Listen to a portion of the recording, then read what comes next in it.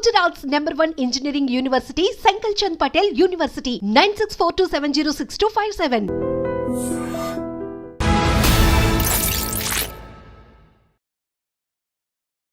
అందరికీ నమస్కారం. నేను Swarupa Putlapalli. Welcome to trending topic. America వెళ్లే వారి కళ గ్రీన్ కార్డ్ సాధించడం.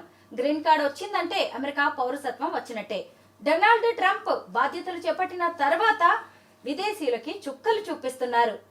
America vice president JD Vance ఈ గ్రీన్ కార్డ్ కి సంబంధించి చేసిన వ్యాఖ్యలు ఇప్పుడు చర్చనీయాంశంగా మారాయి. గ్రీన్ కార్డ్ ఉందంటే ఇక శాశ్వతంగా అమెరికాలో ఉండొచ్చు అనుకోవడం, ఆ అభిప్రాయాన్ని మార్చుకోవాల్సిందే అన్నట్టుగా ఆయన వ్యాఖ్యానించారు. ప్రస్తుతం నాతో పాటు global Telangana association founder and chairman Vishweshwar Reddy గారు ఉన్నారు. ఆయనతో మాట్లాడదాం. సార్ నమస్తే. నమస్కారం. ముందుగా గ్రీన్ కార్డ్ అంటే ఏంటి, విదేశీయులకి గ్రీన్ కార్డ్ ఎప్పుడు వస్తుందో చెప్పండి. ఓకే, టిపికల్గా immigrant countries world wide any immigrant కంట్రీలో ప్రొసీజరల్గా ఉంటాయి. ఎట్లా ఉంటాయంటే ఎంప్లాయ్మెంట్ వర్క్ పర్మిట్స్, తర్వాత ఎడ్యుకేషనల్ వీసాస్, తర్వాత ఈ కంట్రీకి వేరియస్ డిప్లొమాటిక్ కానీ ఎక్స్చేంజింగ్ ఆఫ్ నాలెడ్జ్ కోసం కానీ వేరియస్ వీసా టైప్స్ ఉంటాయి. బట్ కొన్ని ఏదైతే వర్క్ పర్మిట్ ఇస్తారో అక్కడికి వెళ్ళాక వర్క్ చేస్తున్నప్పుడు దాన్ని టెంపరీ అంటారు. టెంపరీ తర్వాత వాళ్ళని పర్మనెంట్ చేయాలి. ఎవెన్చువల్గా పర్మనెంట్ చేస్తుంది. మనం ఇప్పుడు అమెరికాని తీసుకుంటే మన వాళ్ళు ఎక్కువ మెజారిటీ F1 వీసా మీద స్టూడెంట్కి వెళ్తారు. దాని తర్వాత వాళ్ళు మెల్లిగా they will convert into H1B. OPT time అయిపోయాక లాటరీలో H1 వస్తుంది. H1 6 years ఉన్న టైంలో they are eligible to apply for green card. ఇది ఎంప్లాయ్మెంట్ గ్రీన్ కార్డ్ అంటారు. ఎంప్లాయ్మెంట్ గ్రీన్ కార్డ్ కాకుండా America various types of green cards కూడా ఇస్తాయి. So temporary visas, permanent visas, green కార్డులోనే పర్మనెంట్ వీసాస్ అని కూడా అంటారు. సో అందులో ఫ్యామిలీ బేస్డ్ గ్రీన్ కార్డ్స్ ఉంటాయి. ఎగ్జాంపుల్, ఒక అమెరికన్ సిటిజన్ ఎవరినైనా పెళ్లి చేసుకుంటే, ఎనీబడి నాన్ యూఎస్ సిటిజన్ పెళ్లి చేసుకుంటే దాన్ని ఫ్యామిలీ బేస్డ్ గ్రీన్ కార్డ్ అంటారు. అది టిపికల్గా అమెరికాలో అడ్జస్ట్మెంట్ ఆఫ్ స్టేటస్ చేయవచ్చు, లేదంటే ఫారెన్ నేషనల్ అంటే వేరే కంట్రీలో వెళ్ళి పెళ్లి చేసుకొని వస్తే తీసుకురావడానికి దానికి కాన్సులర్ ప్రాసెస్ మెథడ్లో తీసుకొస్తారు. సో ఇక్కడ I-130 మ్యారేజ్ బేస్డ్ ఫైల్ చేసి, అంటే ఫ్యామిలీ ఏలియన్ రిలేటివ్ ఫైల్ చేసిన తర్వాత ఎవెన్చువల్గా నెక్స్ట్ అడ్జస్ట్మెంట్ ఆఫ్ స్టేటస్, కంట్రీలో ఉంటే అడ్జస్ట్మెంట్ ఆఫ్ స్టేటస్ చేస్తారు, కంట్రీ లేకపోతే బయట ఉంటే కాన్సులర్ ప్రాసెస్ రూపకంగా తీసుకొస్తారు. ఇండియాలో majority of the family based green కార్డులు ముంబై కాన్సులేట్ని వాడుతుంటారు. సో అందులో అదేవిధంగా ఎంప్లాయ్మెంట్ ఉంటుంది. అంటే మెజారిటీగా మన ఐటీ ప్రొఫెషనల్స్ అంతా ఎంప్లాయ్మెంట్ గ్రీన్ కార్డ్ వస్తుంది.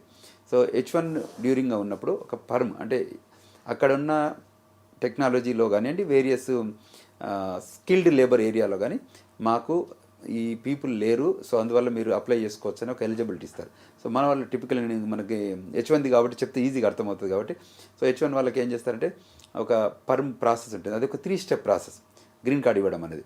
సో పర్మ్ అంటే అది డిపార్ట్మెంట్ ఆఫ్ లేబర్తోని ఒక ప్రొసీజరల్గా వాళ్ళ నోటిఫికేషన్ వేయించి అక్కడ అమెరికన్ ఎంప్లాయ్మెంట్ ఈ పర్టికులర్ స్కిల్ ఏరియాలో, ఇప్పుడు జావా ప్రోగ్రామింగో ఇంకేదన్నా ప్రోగ్రామింగ్స్ టెక్నాలజీ సైడ్ అక్కడ లేరు రిసోర్సెస్, ఈ పర్సనే తప్పకుండా మ్యాచ్ అవుతారు అని చెప్పేసి వాళ్ళ రిక్వైర్మెంట్కి, ఆ కంపెనీ రిక్వైర్మెంట్ మ్యాచ్ అవుతారని చెప్పి పర్మ్ త్రూ పర్మ్ సిస్టమ్ ద్వారా డిపార్ట్మెంట్ ఆఫ్ లేబర్ ద్వారా స్టెప్ 1 కంప్లీట్ చేస్తారు. నెక్స్ట్ వచ్చేసి స్టెప్ 2లో I-140 అంటారు. అంటే ఇది ఏంటంటే USCIS, ఇది డిపార్ట్మెంట్ ఆఫ్ లేబర్ అయితే అది డిపార్ట్మెంట్ ఆఫ్ స్టేట్ నుంచి వచ్చిన USCIS ద్వారా చేస్తారు. USCISలో ఏం చెప్తారంటే ఆ 140లో ఈ పర్మనెంట్ ఎంప్లాయ్మెంట్కి their residentship can be permanently give them అని పెడతారు. 140 అప్రూవ్ అయ్యాక adjustment of status with in the country 485 రూపకంగా చేస్తారు. ఇవన్నీ యూజువల్గా ఫామ్స్ అన్నట్టు. I-140 is a form 485 form. Perm అనేది అయితే department of labour process. So ఇది ఎంప్లాయ్మెంట్ సైడ్ ప్రొసీజర్. సో ఇందులో ఇష్యూస్ ఉంటాయి, దాన్ని మళ్ళీ అడ్రస్ చేస్తుంటాము. అయితే ఇది టెక్నాలజీకే కాకుండా, సివిల్కే కాకుండా, డాక్టర్స్కే కాకుండా వేరియస్ పీపుల్కి ఇది ఉంటుంది. ఇది కాకుండా డైవర్సిటీ వీసాస్ అని ఉంటాయి. డైవర్సిటీ వీసాస్ కూడా వరల్డ్ వైడ్ సమ్ కంట్రీస్కి వాళ్ళకి లెస్ ప్రజెన్స్ ఉన్న కంట్రీస్, అమెరికాలో ఇప్పుడు ఇండియా, చైనా, మెక్సికో వాళ్ళకి ఉండవు. ఎందుకంటే because they are already they are in various visas, various green card types. వీళ్ళకి డిలే ఉంది. ఇప్పుడు గ్రీన్ కార్డులు ఇవ్వడానికి డిలే ప్రాసెస్ లేదు. మెజారిటీ ఆఫ్ ఇండియన్స్ కూడా డిలే ఉంది. తర్వాత ఇంకొక మెథడ్ ఏంటంటే EB-5 అని మీరు వినుంటారు. It is an investor based green cards. అది కూడా so a person who can invest in regional centre. అమెరికాలో ఎక్కడైతే 10 ఎంప్లాయ్మెంట్ క్రియేట్ చేస్తారో దాన్ని రీజనల్ సెంటర్ అంటారు. అక్కడ వెళ్ళి వాళ్ళు రీజనల్ సెంటర్లో ఇన్వెస్ట్ చేస్తే దాన్ని EB-5 కేటగిరీ కింద వాళ్ళకి ఫ్యామిలీకి మొత్తానికి గ్రీన్ కార్డ్ ఇస్తారు. దట్ ఈస్ ఆల్సో సమ్ ప్రొసీజరల్గా. సో వేరియస్ అంటే నేను అనేది అమెరికాకు వచ్చే వాళ్ళకి ఒక సిస్టమ్ అయినా కాదు. ఇప్పుడు ఇక్కడ నుంచి మన పూజారులు వస్తారు అక్కడికి, R1 వీసా మీద వస్తారు, రిలీజియస్ వీసా వచ్చి టెంపుల్లలో పెర్ఫామ్ చేస్తారు కదా, వాళ్ళని కూడా మళ్ళీ ఎవెన్చువల్గా వాళ్ళకు కూడా గ్రీన్ కార్డులు ఇస్తారు. సో అంటే ఇది employment based green card, family based green card, తర్వాత ఈ diversity based green card and business based green card. ఇప్పుడు ఇన్ని టైప్స్ ఆఫ్ గ్రీన్ కార్డ్స్ ఉన్నాయి. ఇంకా వేరియస్ ఏరియాస్లలో కూడా ఎక్కడెక్కడైతే పాసిబిలిటీ ఉందో అక్కడ గ్రీన్ కార్డులు వస్తాయి. వచ్చిన గ్రీన్ కార్డ్స్కి పర్మనెంట్ రెసిడెంట్ అంటారు. Once they get the green card, అప్పటి నుండి వాళ్ళది ఇది టెంపరీ నుంచి దే బికమ్ పర్మనెంట్. ఒకసారి గ్రీన్ కార్డ్ వచ్చాక మళ్ళీ 3 ఏళ్ళకి కానీ 5 ఏళ్ళకి కానీ వాళ్ళ డ్యూరేషన్ టైంతో బట్టి వాళ్ళకి they are eligible to apply naturalization citizenship. ఇప్పుడు రెగ్యులర్గా బై బర్త్ సిటిజన్షిప్ వేరు, న్యాచురలైజేషన్ సిటిజన్షిప్ వేరు.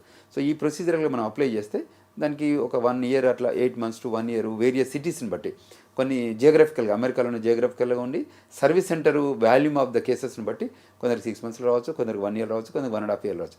ఈ ప్రాసెస్లో ఈ గ్రీన్ కార్డు టు సిటిజన్షిప్కి వచ్చే దానిలో they do number of background checks. ఎందుకంటే once they give the citizenship అది చాలా కాంప్లెక్స్ కాబట్టి ఇంటర్వ్యూయింగ్ ప్రాసెస్ ఉంటుంది సిటిజన్షిప్కి ఇచ్చే ముందు. దానికంటే ముందు ఎకనామిక్గా చెక్ చేస్తారు, ఫైనాన్షియల్గా చెక్ చేస్తారు, అదేవిధంగా క్రిమినల్ ఇంటెంట్ ఉందో చెక్ చేస్తారు. గ్రీన్ కార్డ్ టైంలో వాళ్ళకి ఇమిగ్రేషన్ ఇష్యూస్లో ఏమైనా ఉన్నాయో చెక్ చేస్తారు. వాళ్ళకి బ్లడ్ వర్క్ చేపిస్తారు, ఫింగర్ ప్రింటింగ్ చెక్ చేసుకుంటారు. ఇవన్నీ చేపించాక యూఎస్ సిటిజన్షిప్ ఇస్తారు. సో టిపికల్గా ఇట్స్ అ ప్రొసీజర్. H1 అయినా, గ్రీన్ కార్డ్ అయినా, న్యాచురలైజేషన్ సిటిజన్ అయినా కంట్రీ బయటికి వెళ్ళి లోపలికి వస్తుంటే వాళ్ళు ఇంటర్వ్యూ చేస్తారు. టిపికల్గా సిబిపి ఆఫీసర్ అంటారు, customs and border protection officer. ఆ పోర్ట్ ఆఫ్ ఎంట్రీలో ఫ్లైట్ దిగేసి వచ్చేసరికి మనకి విండో ఉంటుంది కదా, విండో దగ్గర వాళ్ళని పిలిచి ఇంటర్వ్యూ అడుగుతారు. ఇంటర్వ్యూలో వాళ్ళకి ఏదైనా కన్సర్న్ ఉంది అని అనుకుంటే, అంటే వాళ్ళ క్వశ్చన్ అండ్ ఆన్సర్స్లో జెన్యున్గా ఉండి వాళ్ళకి బ్యాక్గ్రౌండ్ చెక్లో వాళ్ళు వ్యాలిడేట్ అయ్యి బాగుంది అనుకుంటే వాళ్ళని లోపలికి రాణిస్తారు. In case they observe something yellow or red in signals, then టిపికల్గా ఏం చేస్తారు, సెకండరీ ఇన్స్పెక్షన్కి తీసుకెళ్తారు. సెకండరీ ఇన్స్పెక్షన్కి తీసుకెళ్ళి వాళ్ళని ఇంకా మోర్ థరో చెక్స్ చేస్తారు. ఆ థరో చెక్స్లలో వాళ్ళ కంట్రీ ఇంట్రెస్ట్, అంటే national interest, terrorism, national security ఇంట్రెస్ట్లో వయలేషన్స్ ఉంటే, ఇమిగ్రేషన్ వయలేషన్స్ అని ఉంటే, ఎంప్లాయ్మెంట్ వయలేషన్స్ ఏదైనా ఉంటే, కంట్రీలో ఏమైనా క్రిమినల్ ఇంటెంట్ ఉంటే, then they will put them cancellations. అది H1 కానివ్వండి, F1 కానివ్వండి, గ్రీన్ కార్డ్ రిలేటెడ్ కానీ or anything that related a items ఉన్నా కూడా ఒకవేళ వయలేషన్స్, బిగ్గర్ వయలేషన్స్ ఉంటేనే వాళ్ళని క్యాన్సిల్ చేస్తారు. ఒక ఇమ్మిగ్రెంట్ అమెరికాలో ఎన్ని ఇయర్స్ ఉంటే గ్రీన్ కార్డ్ వస్తుంది? గ్రీన్ కార్డ్ వల్ల బెనిఫిట్స్ ఏంటి? ఇప్పుడున్న కరెంట్ ట్రెండ్లో ఇప్పుడు చాలా ఏళ్ళు అయితే తప్ప ఇండియన్స్కి, మనం ఇండియన్ కాంటెక్స్లో ఆలోచిస్తే అది లాంగ్ టైం ఉంది. 10 ఏళ్ళు పట్టవచ్చు, 15 ఏళ్ళు పట్టవచ్చు. ఎందుకంటే వెయిట్ లిస్ట్ ఎక్కువ ఉంది. ఇప్పుడు మన పాతకాలంలో మనకి ఇక్కడ మనం డిస్ట్రిక్ట్ ఎంప్లాయ్మెంట్ ఆఫీస్లో ఎన్రోల్ చేసి వస్తే ఎలిజిబుల్ ఉన్నప్పుడు మనకి ఎంప్లాయ్మెంట్ లెటర్లు ఎట్లా వస్తాయో, ఇవాళ మనం ప్రయారిటీ డేట్లో రిజిస్టర్ అయి ఉంటే దేనికి ప్రయారిటీ డేట్ కరెంట్ అయినప్పుడు USCIS ఓపెన్ అప్ చేసి ఇస్తుంది. వన్స్ గ్రీన్ కార్డ్ వస్తే సెవరల్ అడ్వాంటేజెస్ ఉన్నాయి. ఎందుకంటే వరల్డ్ వైడ్ ట్రావెల్ చేయడానికి కొన్నిటికి వీసాలు లేకుండా, కొన్నిటికి వీసా ఆన్ అరైవల్ ఉండడం, తర్వాత green card, American green card based మీద చాలా కంట్రీస్లలో కూడా దే వెల్కమ్ బిగ్ టైం అన్నట్టు.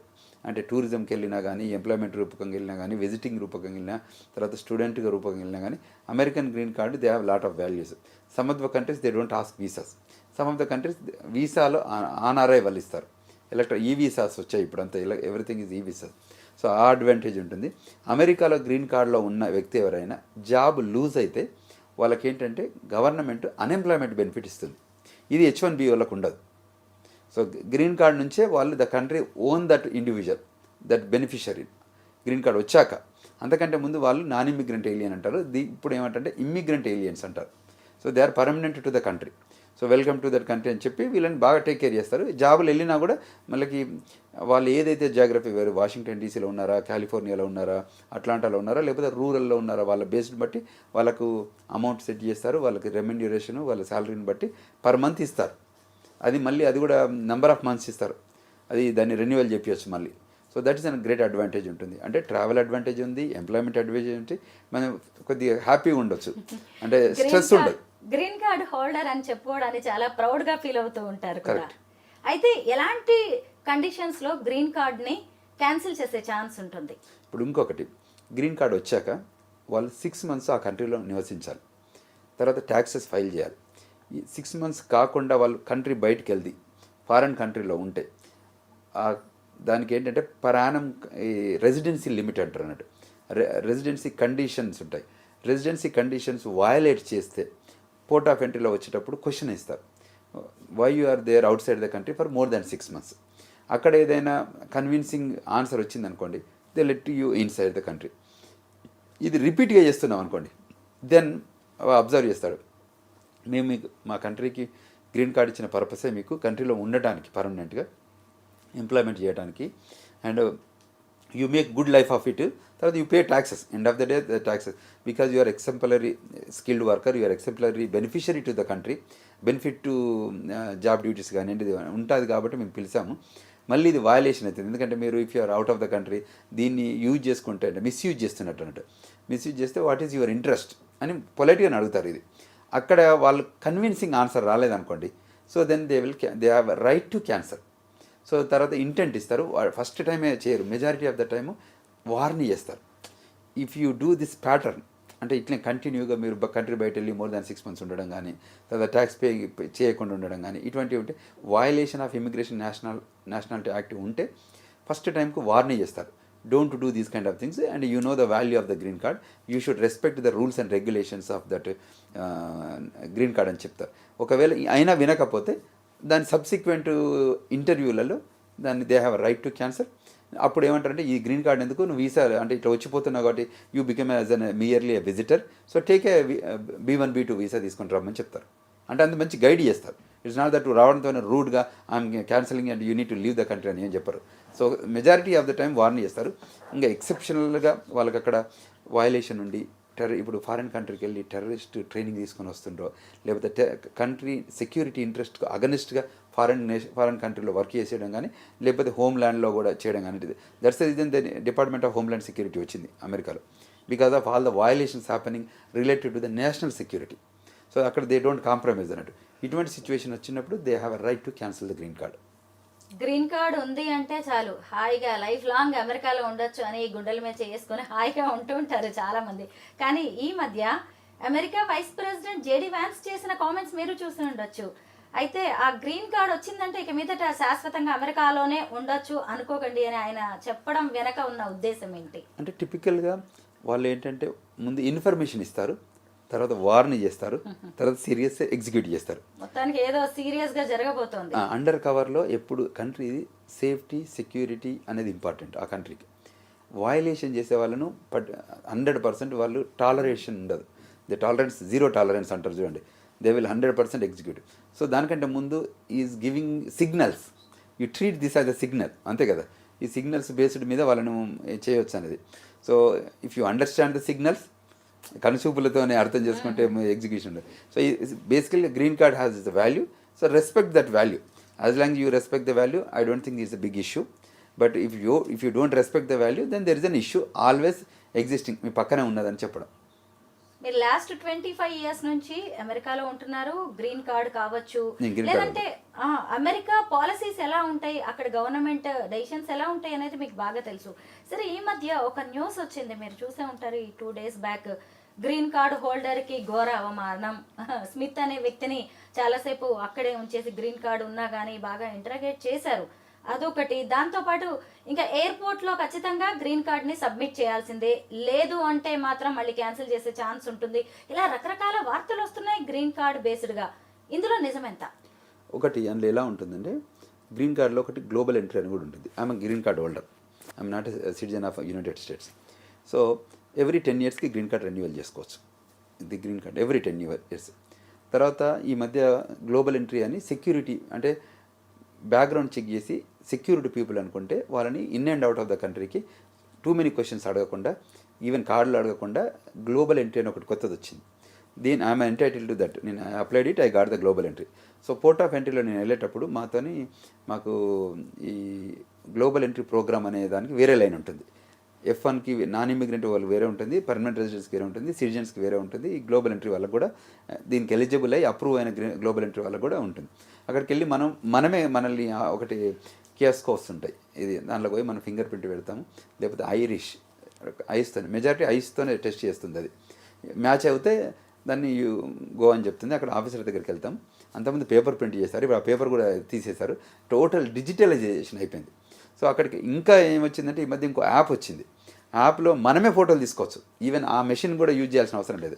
సో మనం ఫ్లైట్లో అక్కడ ల్యాండ్ అవడంతో ఇమీడియట్గా మనమే 4-5 పిక్చర్లు తీసుకొని ఆ ఫామ్ ఫిల్ చేసి సబ్మిట్ చేస్తే ఆ సిబిపి ఆఫీసర్ దగ్గర మనం వెళ్ళే లోపల ఆయనకు పాపప్ అవుతుంది. అడిగితే ఒక కపుల్ ఆఫ్ క్వశ్చన్స్ అడుగుతారు, అడిగి లోపలికి పంపిస్తారు, రమ్మంటారు. వాళ్ళకి ఏంటంటే టిపికల్గా మనం ఇక్కడ నుంచి ట్రావెల్ చేస్తూ suppose Hyderabad to Dubai to జేఎఫ్కి వెళ్తున్నాం అనుకోండి. దుబాయ్ నుంచి వెళ్తున్నప్పుడు ఏదైతే మన ఫ్లైట్ కంటెంట్ను అమెరికాకు రిసీవ్ చేసుకుంటారు, దాని బ్యాక్గ్రౌండ్ చెక్ చేస్తారు.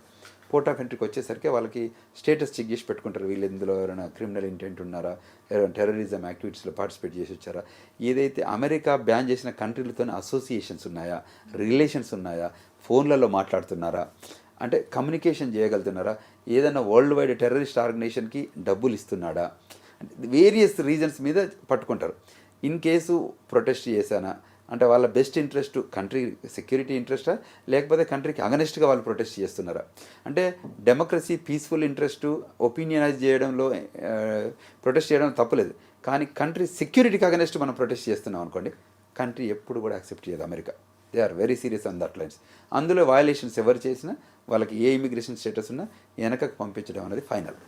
సో అక్కడ పంపించే క్రమంలో హ్యూమిలియేషన్స్ జరుగుతాయి, అది టిపికల్ ప్రాసెస్. దాన్ని మనం ఎగ్జాజరేషన్ చేసి చెప్పడమో లేకపోతే ఇంకో రకం జరగడం జరుగుతాయి. ఎందుకంటే సెకండరీ ఇన్స్పెక్షన్ చేసి తీసుకెళ్ళాక వాళ్ళు ఏం చేస్తారనేది వాళ్ళ ఇష్టం. మీకు ఎగ్జాంపుల్ చెప్తాను. మొన్న ఏదైతే కంట్రీ వయలేషన్ చేశారో వాళ్ళని వాళ్ళ కంట్రీలో డ్రాప్ చేయడానికి అమెరికా బయలుదేరింది. సో కొలంబియా కంట్రీ ఏమంది, మేము మా కంట్రీ వస్తే మేము వెల్కమ్ చెప్పము అది అన్నారు. ఓకే, మీరు వెల్కమ్ చెప్పకపోతే మేము గ్వాంటానమా బేకి తీసుకెళ్తా అన్నారు. అంటే ద ఇంటెన్సిటీ మేమైతే ఉంచుకోము, మేము ఎక్కడ పంపాలో మాకు తెలుసు, మీరు తీసుకుంటే welcome, because they born in your country. So they have every right to go back to the home country. This is called home country advantage. So home కంట్రీకి వెళ్ళాలి. అది కాకుండా ఇంకా మీరు ఇంకా యాక్ట్ చేస్తా అంటే వీ నో ద రూల్స్ కదా. When we are organizing things we know the rules, then we know how to execute the things. ఎవరి దేశం వాళ్ళకి వాళ్ళే వద్దు అంటే అమెరికా మాత్రం ఎందుకు ఉంచుకోవాలి? Correct. Who violated, as long as who are having a good skilled labour ఉన్న వాళ్ళని అందరినీ వెల్కమ్ చెప్తున్నాం. కానీ when you violate, how can we keep it? వాళ్ళు నాన్ ఇమిగ్రెంట్ స్టేటస్లో ఉన్నారు. If they are permanent resident or green card holder or citizenship ఉన్న వాళ్ళంటే ఒక రకంగా ఆలోచిస్తారు. బట్ ఇక్కడ నాన్ ఇమిగ్రెంట్ ఇలియంట్ అక్కడ ఇల్లీగల్ ఉన్న వాళ్ళని మేము కంట్రీ ఎట్లా ఓన్ చేసుకుంటాం? We can't own it, we have to deport them.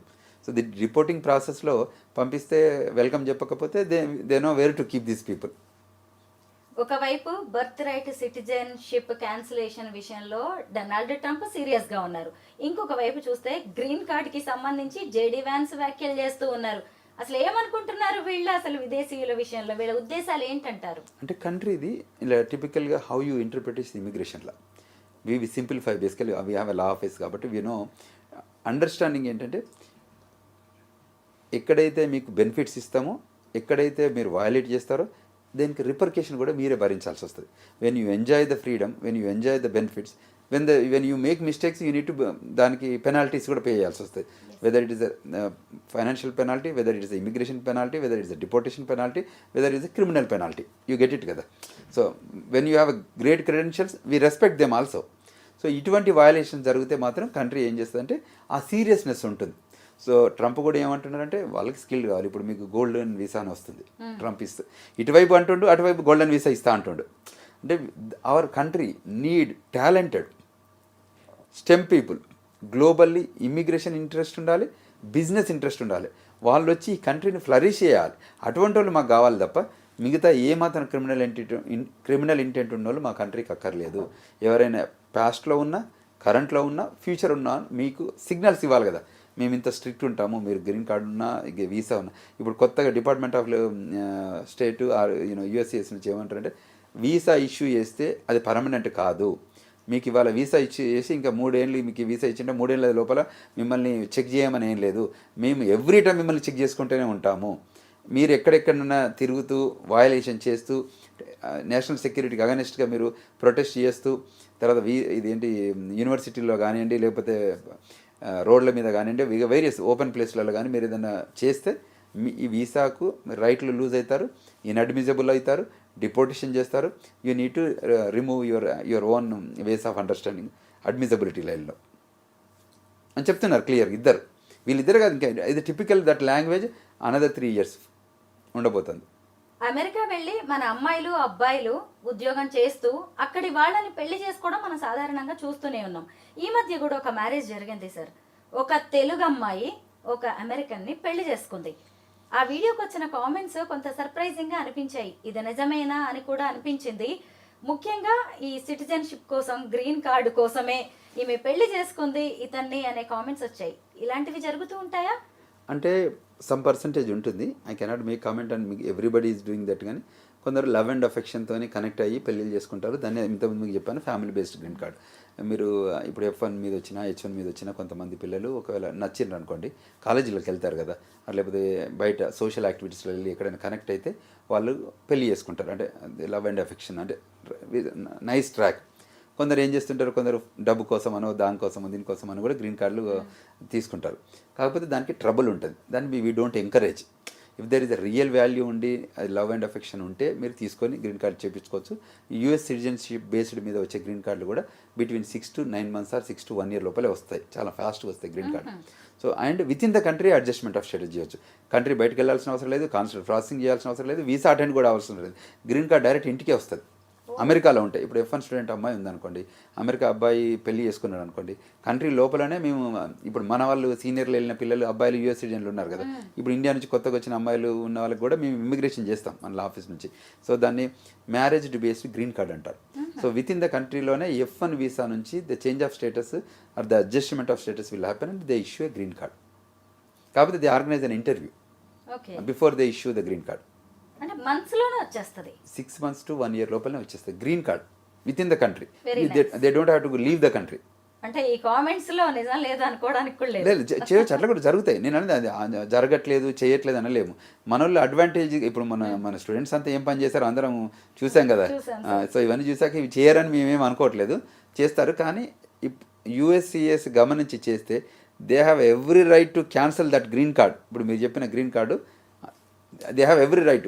వయలేషన్స్లో ఇవి ఉంది, వాళ్ళు మనీ కోసమో ఇంకా ఇమిగ్రేషన్ ఇంటెంట్ బెనిఫిట్ కోసమో వీళ్ళు గ్రీన్ కార్డ్ తెచ్చుకున్నారు, అప్లై చేశారని తెలిస్తే ఇప్పుడు కాదు 10 ఏళ్ల తర్వాత కూడా క్యాన్సిల్ చేస్తారు. మన రీసెంట్గా ఒక అబ్బాయి 15 ఏళ్ల నుంచి అమెరికాలో ఉంటున్నాడు, స్టూడెంట్ వచ్చాడు. స్టూడెంట్ కాదు, ఇప్పుడు H1B మీద ఉన్నారు. వచ్చాక అంత బాగానే జరుగుతుంది, అంత బాగానే ఉన్నాడు. He's involved in to a company registration. అంటే ఆ కంపెనీకి పనిచేస్తున్నాడు ఆఫ్లైన్లో. H1B ఒక కంపెనీ ఉంది, ఇంకో కంపెనీకి పనిచేస్తున్నాడు.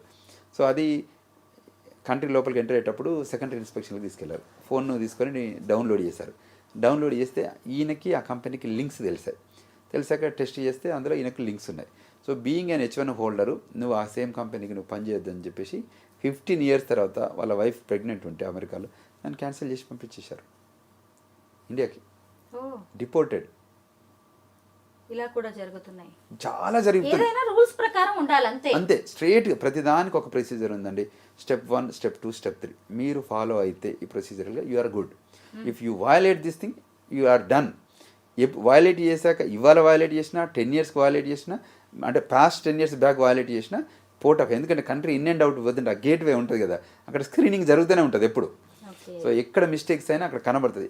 అన్ని చెక్లు చేస్తారు ఎక్కడైతే ఉంటే. ఎందుకంటే ఆ కంట్రీ సెక్యూర్ కంట్రీ ఉంచుకోవాలి కదా, లోపలికి వచ్చి టెర్రరిజం చేస్తా అంటే వెల్కమ్. ఎందుకంటే ఎప్పుడైతే September 11, 2001లో జరిగిందో దాని తర్వాత వాళ్ళు చాలా ప్రికాషన్స్ తీసుకున్నారు, మెజర్మెంట్స్ తీసుకున్నారు. సో ఎక్కడ గ్యాప్ వచ్చినా కూడా వాళ్ళని చేయాలనేది ఉద్దేశంతోనే జరుగుతుంది. సార్ ఇక్కడ మన దేశంలో మన సామాజిక వర్గంలో పెద్దలు కుదిర్చిన పెళ్లి, కట్న కానుకలు ఇచ్చి ఎంతో గ్రాండ్గా చేసిన పెళ్లిళ్ళకే గ్యారంటీ ఉండట్లేదు. అలాంటిది మన వాళ్ళు వెళ్ళి అమెరికన్స్ని పెళ్లి చేసుకుని ఆ తర్వాత మీరన్నట్టుగా 6 నెలల్లో గ్రీన్ కార్డ్ వచ్చి ఆ తర్వాత వాళ్ళిద్దరి మధ్య ఏదైనా గొడవలో ఏదో జరిగి విడిపోవాల్సిన పరిస్థితి వస్తే ఆ గ్రీన్ కార్డ్ సంగతి ఏంటి? Good question. Actual the best question you asked. హిస్టారికల్గా ఇవి జరుగుతున్నాయి, ఇది నాట్ న్యూ. మీరు వాళ్ళు చెప్పింది లాస్ట్ 27 years నుంచి కూడా we witnessed number of green cards, family based green cards వచ్చాయి. గ్రీన్ కార్డ్ పెండింగ్ స్టేటస్లో ఉన్నప్పుడు ఒక రకమైన జడ్జిమెంట్ వస్తుంది. గ్రీన్ కార్డ్ కంప్లీట్ వచ్చాక అంటే ఫుల్ ఫ్లెడ్జ్డ్ గ్రీన్ కార్డ్ వచ్చింది అనుకోండి, మ్యారేజ్ అయ్యాక ఆ బేస్డ్ మీద, అప్పుడు డివోర్స్ అయినా కూడా వీళ్ళ గ్రీన్ కార్డ్ వెనకకి తీసుకోరు. Green card they have entitlement. Green card filing స్టేటస్లో ఏదైనా గ్యాప్ వస్తే అప్పుడు they lose that green card. ఎందుకంటే వాళ్ళ ఇంటెన్షన్ ఇది ఫ్యామిలీ బేస్డ్ గ్రీన్ కార్డ్ కాబట్టి ఫ్యామిలీ కలిసి ఉండాలని కోరుకుంటారు. ఏది ప్రాసెస్లో at least during the process in case ఆ ప్రాసెస్లో ఏదైనా మిస్టేక్స్ జరిగి ఏదైనా ఇష్యూస్ వచ్చి ఏదైనా రకరకాలు అయితే then they have an option to cancel. Sometimes unintentional or intentional కొన్ని సంఘటనలు జరుగుతాయి కదా. అందులో ఒకసారి మేము ఒక case we dealt with it. అబ్బాయి చనిపోయాడు బైక్ రైడ్లో. This is happened in 2011 some time 11 or 12 time 11లో 2010 to 11 మధ్యలో. సో పెళ్ళయింది, ఆ అమ్మాయిది అడ్జస్ట్మెంట్ ఆఫ్ స్టడీస్ ఫైల్ చేశాక అబ్బాయి చనిపోతే దానికి మళ్ళీ we fought with USCIS and we make sure because it's pending, it's not completely approved. We work with the government and that lady we make sure she get the green card and she achieved it. ఆమె green card వచ్చింది. పిల్లల సంగతి ఏంటి sir? పిల్లలు పుడతారు కదా, పుడితే ఇప్పుడు ఇంకా బర్త్ రైట్ సిటిజన్షిప్ ఉంది కదా, దే బార్న్ ఇన్ US కాబట్టి right now as we speak they have birth right citizenship. హిస్టారికల్గా కూడా ఉంది కాబట్టి they become an by birth citizen. Courts ఎలాగో ఇప్పుడు స్టే ఇచ్చాయి కాబట్టి అయినా సరే అందరూ ఫారినర్స్ భయపడుతూనే ఉన్నారు. ఎందుకు భయపడుతున్నారంటే ఇప్పుడు కొత్త ఫార్ములా ఏంటంటే లోకల్ కోర్ట్స్ స్టే ఇచ్చాయి. సో రేపు కొత్త పాలసీ ఏం రాబోతుందంటే లోకల్ కోర్ట్స్ ఇచ్చే జడ్జిమెంట్ మీద ఫెడరల్ గవర్నమెంట్ ఇన్ఫ్లుయెన్స్ కావద్దు అనేది కొత్త ఫార్ములా తీసుకొస్తున్నారు. ప్రెసిడెంట్గా నాకు అథారిటీ ఉంది, my interest is country interest, we're looking is a country national interest. మీరు లోకల్ మీ జడ్జిమెంట్ అంతా స్టేట్ స్పెసిఫిక్. అమెరికా ఎలా ఉంటుందంటే that is the United States of America, India is union states of India. So అమెరికాలో స్టేట్స్కి ఎక్కువ power ఉంటుంది, ఇండియాలో ఫెడరల్కి ఎక్కువ పవర్ ఉంటుంది. ఇక్కడ ఈ ఇండియన్ కంట్రీలో ఫెడరల్ అంటే సెంట్రల్ గవర్నమెంట్కి ఎక్కువ పవర్ఫుల్ ఉంటుంది, స్టేట్కి తక్కువ ఉంటుంది. State list, federal list, concurrent list అని ఉంటుంది. అందులో మెజారిటీ కంట్రోల్ అంతా ఇండియాలో సెంట్రల్ గవర్నమెంట్ దగ్గర ఉంటుంది. వేరేజ్ అమెరికాలో ఎలా ఉంటుందంటే అన్ని కంట్రీల్లోకి ఒక్కొక్క కంట్రీలోకి స్టేట్లు యాడ్ అయ్యేటప్పుడే రూల్స్ పెట్టుకున్నారు వాళ్ళు. మా ఇష్టం వచ్చినట్టు మేము ఉంటా అంటేనే మీ కంట్రీలో జాయిన్ అవుతామని. అందుకోసం యునైటెడ్ స్టేట్స్ ఆఫ్ అమెరికా అంటారు. సో వాళ్ళు అప్పుడు ఏదైతే రూల్స్ పెట్టుకున్నారో ఆ రూల్స్కి బైండ్ అయి ఉంటేనే మేము అందులో ఉంటాం, లేకపోతే మేము వినాం మీకు అని చెప్పి ఒక ఫార్ములా ఉందన్నట్టు. సో అందులో ఉన్న దానిలో ఏదైనా ఇష్యూస్ ఉంటే వీళ్ళు అడ్రస్ చేస్తారు, state specific laws. But immigration law is the federal law.